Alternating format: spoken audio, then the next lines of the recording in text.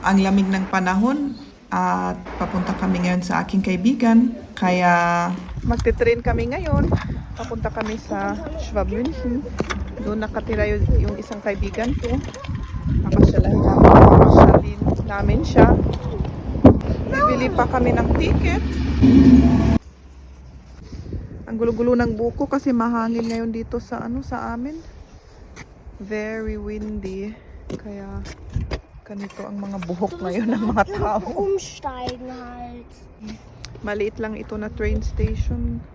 Hindi yung main, kaya walang tao at maliit lang. O, dito yung plan sa mga oras. Yung amin dito sa may 13:28. Doon kami sasakay. Dito kami sa may waiting shed para hindi masyado mahangin. Mga 15 minutes na kami naghintay at nasa 1 degrees tayo ngayon. Kaya mapapansin nyo sa mukha ko dito, grabe na ako nilalamig. At nung dumating yung tren, syempre masayang masaya ako. Pero buti na lang nagtanong ako bago kami pumasok. Kasi mali pala yung tren na dumating. Pero sabi ng konduktor na yung next na. At naghintay kami uli ng 10 minutes. Pero buti na lang hindi matagal. Kaya pasensya na kayo sa mukha ko dito. Kasi ang lamig. Tapos masama pa yung pakiramdam ko. Ito na yung aming train. Hintayin lang natin na mag-stop.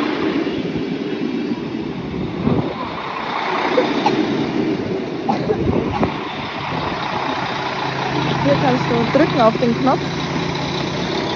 Nochmal. Nochmal. Drück.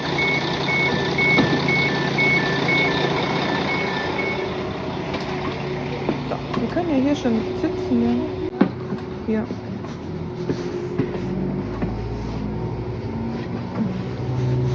Dito na kami nauupo. Yung kamay ko talagang malamig na. Tagal namin kasi naghintay. Guck mal, Stoppelstelle. Ja.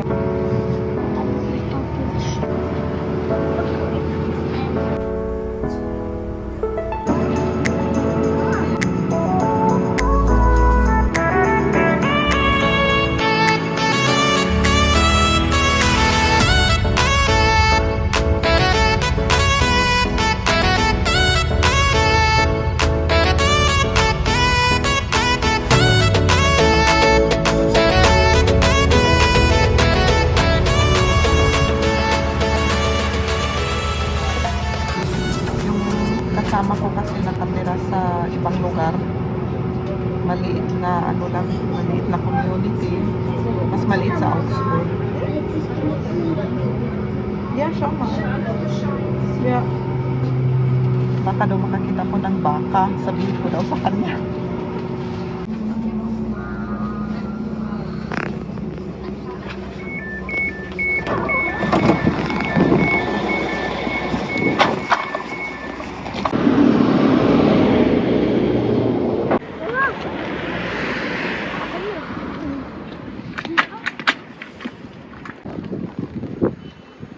May construction dito. Kami dadaan kasi mas shortcut papunta sa kanya.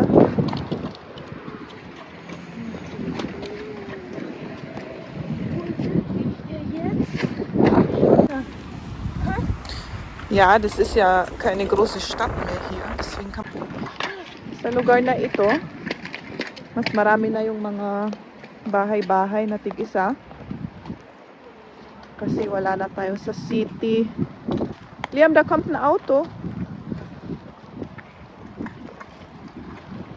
Tignan nyo, oh. Mga street. O dito sa may daanan, nakita namin, oh. Ang ginawa nilang design, yung mga baso at saka plato. Inano nila. Sinira nila, tapos ginawang design. Abreißen, das da. Ganda rin. Ay, number 13 pala. Yung house number. Nein, nicht abreißen. Ito yung handle ng cup, oh. Tennis. Eine schöne Idee, oh. Yung init, tapos number 13. House number 13. Okay rin, ah. Sa lugar na ito, mga bahay-bahay na, wala na yung mga malalaking apartments. Parang mas malamig dito sa Schwabmünchen. Kasi wala na tayo sa syudad. Sa syudad, medyo mas mainit yung temperature ng 1 or 2 degrees. Pero dito sa labas ng syudad, mas malamig. Ang tahimik pa dito, tahimik. Das Kacke. Ja, ich habe schon gesehen. Sa harap ng bahay, may malaking puno.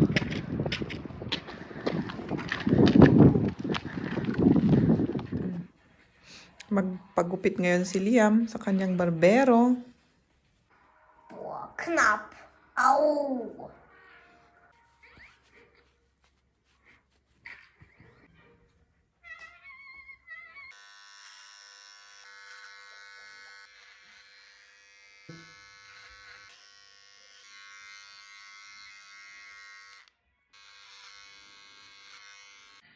Ngayon, yung gunting na. Oh nein. Naninibago ako sa ano? Nein. Sa bagong Panggupit. panggupit ngayon. Yung electric. Oo.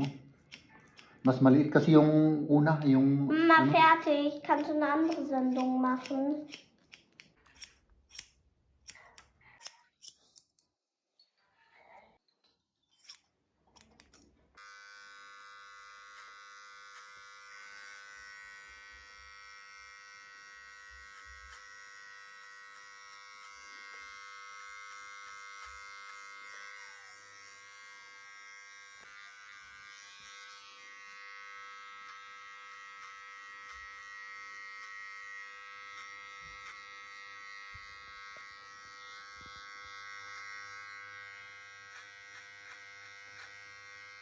Tapos na yung kanyang gupit. Kita ko lang. So gut. Si Jeb nagpe-paint. Irgendwas fehlt. Halos 2 taon hindi siya nag-paint. Okay? 2 taon. oh, At ngayon, ang pagbabalik. gusto na naman niya i-try. Or ipagpatuloy yung, kasi natapos niya noon yun, tapos ipagpatuloy na niya yung mga iba. Oo. 2 years ago na hindi ko to na may pagpatuloy. So after 2 years, yun, ngayon itutuloy na natin hanggang matapos.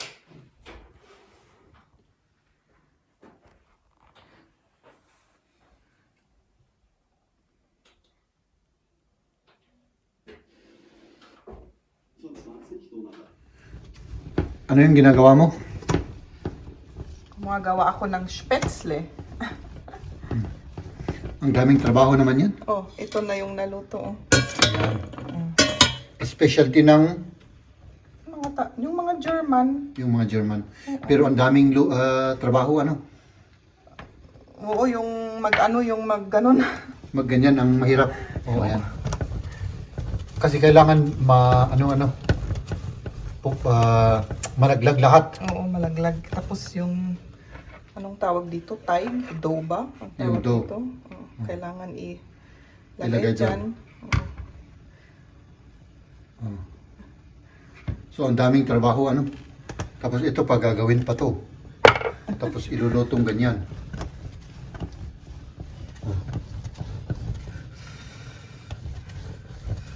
Kanina pa kami naggagaganyan, pero ito lang yung naluto. Konti lang.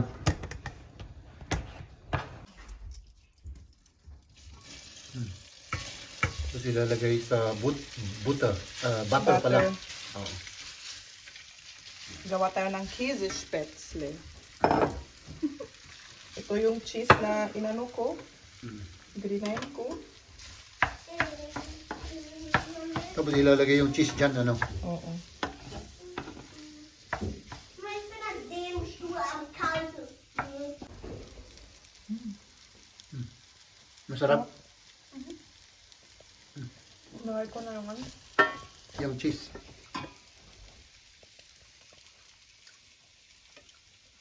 Nagkado dahil cheese.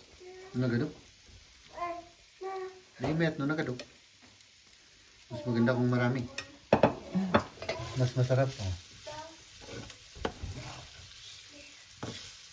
Hello mga kaibigan! Kumusta na kayo? Ngayon magbabasa ako ng mga comment. Gusto ko kasi magpasalamat sa mga nanonood at yung mga nagko-comment sa mga videos namin. So, ang una ay si Tita Nena Magleo. Sabi niya, hi to all of you. Nakakatuwa naman si Liam, nag-enjoy talaga. Salamat sa comment ninyo, Tita Nena.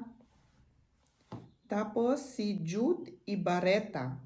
Sabi niya, I'm BMW service technician here in the Philippines and one of my dream is to visit the BMW headquarters. Thanks to your videos, keep it up. Oh, nagtatrabaho pala ito sa sa may BMW sa Pilipinas. Galing ah. O salamat Jude sa comment mo. At next si Conjunto Fan. Kumusta po kayo? Wow, ang sexy ng mga sasakyan. Alin ang binibili mo para sa kamya? Have fun. Have fun, Tony.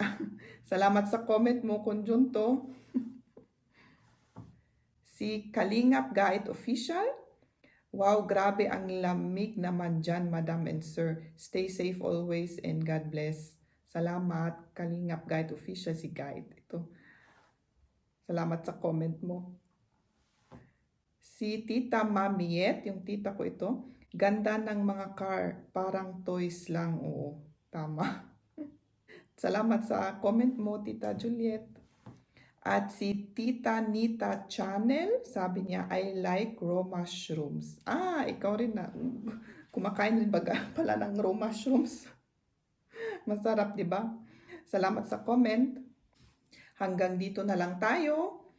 At sa mga hindi ko na-shoutout na mga comment, maraming salamat rin sa inyo. At maraming salamat sa inyong lahat sa panonood ng mga videos namin. Take care. Bye-bye.